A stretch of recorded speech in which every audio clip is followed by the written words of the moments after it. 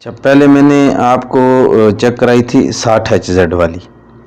तो अब मैं दोनों रखी हुई हैं मैंने, ये है 60 और ये है 50। तो ये दोनों आपको चेक कराता हूँ मैं। ये है न्यूट्रल।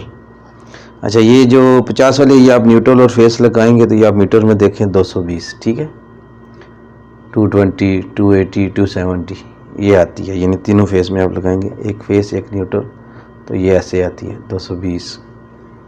ये आप देख लें, ठीक है।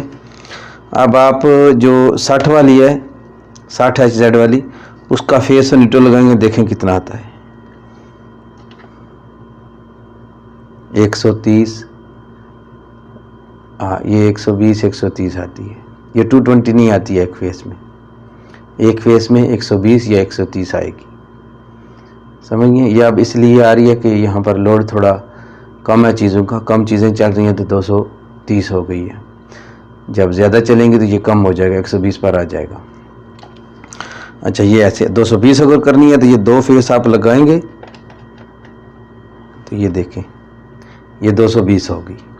ये 60 और 50 में ये भी फ़र्क है, यानी ये जो 60 वाली है ये दो फेस 220 होते हैं, और जो 50 वाली है वो एक फेस और न्यूट्रल, ये देख लें आप, 220 हो जाते हैं। ये दो फेस 220 हैं, ये दो फेस 380 हैं, आप देख लें, ये देख लिए आपने मीटर से, ये फ़र्क है।